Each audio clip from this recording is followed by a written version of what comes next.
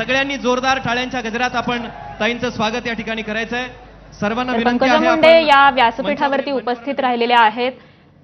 या संपूर्ण मेळाव्यामध्ये वाल्मिक कराडचे समर्थक देखील असल्याचं दिसून आलं. त्यांनी वाल्मिक कराडचे पोस्टर्स देखील या मेळाव्यामध्ये झळकवलेले आहेत. त्यामुळे एकूणच याच सगळ्या घटनेबद्दल पंकजा मुंडे आपल्या भाषणामध्ये काही बोलतात का हे देखील पाहणं अत्यंत महत्त्वाचं ठरणार आहे. आदरणीय पंकजा ताईसाहेब, तुम आगे बढ़ो.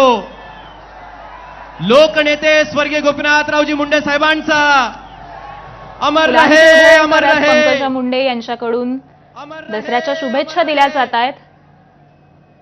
राष्ट्रसंत भगवान बाबा की बाबांच्या विचारांचा, लोकनेते स्वर्गीय गोपीनाथरावजी मुंडे साहेबांचा हा विचारांचा हा दसरा मेळावा या ठिकाणी संपन्न अतिवृष्टीमुळे होतो आहे. मराठवाड्यावरती संकट ओढवलेलं होतं, परंतु दरवर्षीप्रमाणेच ही परंपरा जपत मुंडे परिवाराकडून हा दसरा मेळावा आयोजित करण्यात आला. सर्वांना संबोधित या निमित्ताने करणार आहेत. सगळ्यांना विनंती आहे, आता